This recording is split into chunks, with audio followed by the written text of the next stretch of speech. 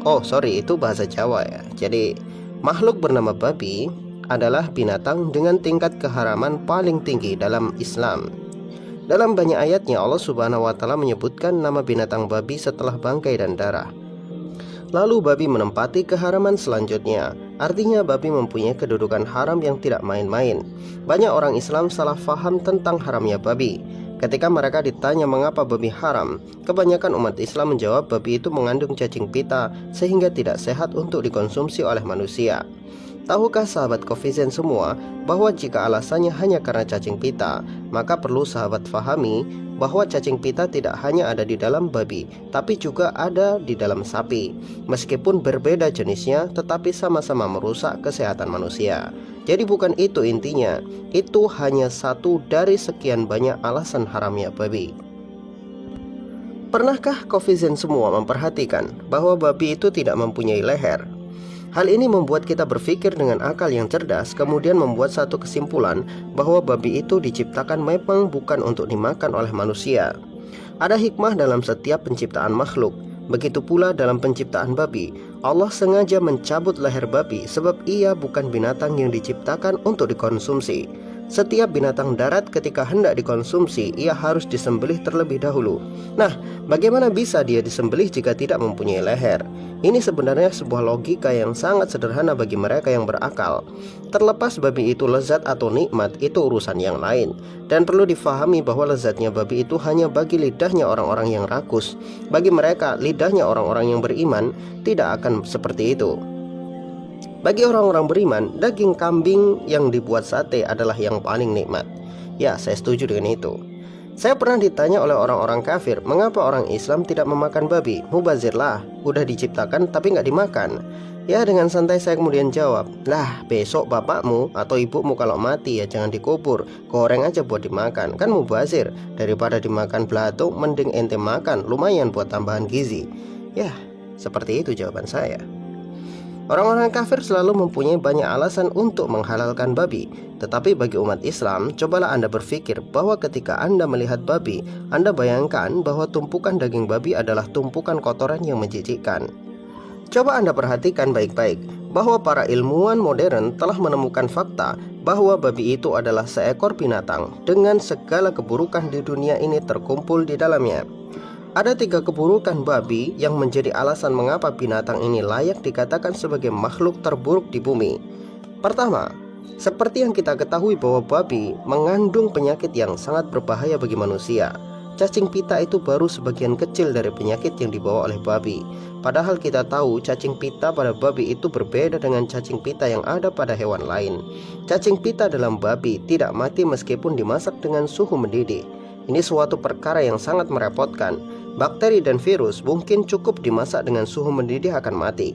Tapi cacing pita ini suatu yang mungkin adalah kutukan nyata di dalam babi. Bisa dibayangkan mereka yang suka makan daging babi, bahkan belum mati tubuh mereka sudah dipenuhi oleh cacing-cacing yang menjijikkan. Selain itu, daging babi adalah daging yang tidak steril meskipun dicuci bersih. Hal itu disebabkan karena kantong penyimpanan kencing babi sering bocor dan merembes bercampur darah. Darah itu mengalir ke seluruh tubuh babi. Jadi bagaimana Anda bisa membersihkan kencing babi yang sudah menyatu dengan darah? 2. Babi adalah makhluk paling jorok dan paling rakus di muka bumi ini. Babi sangat suka tidur di atas kotoran yang dicampur air kencingnya sendiri. Ini membuat tubuh babi bahkan tidak layak disentuh oleh manusia. Babi juga terbiasa memakan hal-hal jorok seperti kotoran dan cacing-cacing tanah. Saya sendiri dulu ketika masih SMP kalau pagi bantu bapak nyadap karet di ladang, biasanya pagi-pagi betul sudah ada babi-babi di kebun karet. Babi-babi ini mengeruk-ngeruk tanah dengan congornya yang tajam untuk mencari cacing, makanan paling ia sukai. Bisa dibayangkan betapa kuatnya congor babi ini bisa digunakan untuk mengeruk tanah. Dan harus Anda ketahui, saking rakusnya babi ini, biasanya dia akan memakan kotorannya sendiri. Jika masih tidak puas karena rakusnya, maka dia akan memuntahkan isi perutnya lalu dimakan lagi. Naudzubillah, summa naudzubillah. 3. Babi mempunyai sifat paling buruk di muka bumi. Jika kita melihat binatang seperti ayam atau kambing, maka untuk memperebutkan betina, kambing jantan dan ayam jantan akan bertarung demi mendapatkan betina yang dia inginkan. Hal ini disebabkan para binatang punya perasaan dan naluri untuk memiliki secara pribadi pasangannya. Tetapi babi tidak demikian.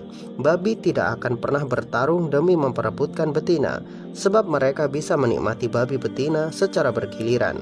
Disinilah letak sifat babi yang paling buruk. Coba Anda bisa bayangkan jika manusia punya watak seperti babi. Satu wanita dimiliki oleh 10 laki-laki. Inilah yang disebut watak paling buruk di muka bumi. 3 hal inilah alasan utama Allah Subhanahu wa Ta'ala mengharamkan babi bagi manusia. Allah tahu apa yang terbaik bagi hamba-hambanya, namun manusialah yang terkadang tidak mau berpikir dan selalu melampaui batas. Orang-orang barat mempunyai slogan, "You are what you eat." Kamu adalah apa yang kamu makan. Tetapi kenyataannya mereka memakan segala yang mereka inginkan. Sahabat semua, inilah alasan-alasan logis babi itu haram. Leher babi yang sengaja Allah Subhanahu wa Ta'ala hilangkan adalah sebuah isyarat bahwa babi diciptakan bukan untuk dimakan, tetapi bukan berarti binatang lain yang punya leher adalah halal. Tidak seperti itu juga, keles. Ya, binatang-binatang lain selain babi mempunyai nilai haram yang lebih rendah dari babi. Contohnya adalah anjing. Tapi tetap saja meskipun mereka tingkat haramnya lebih rendah, tidak dibiarkan dan tidak dibenarkan bagi manusia, terutama kita orang muslim, untuk makan hal-hal yang haram seperti itu. Harus diingat baik-baik bahwa yang Allah haramkan itu pasti lebih sedikit dari apa yang Allah halalkan.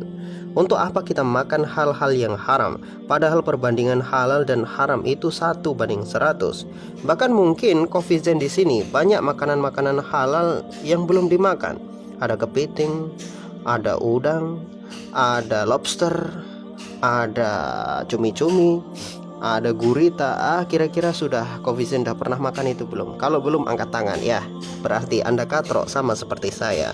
Jadi makanlah yang halal dan thayyib agar kita menjadi hamba Allah Subhanahu wa Ta'ala yang terus dalam kebaikan. Wallahu a'lam bishawab. Semoga bermanfaat.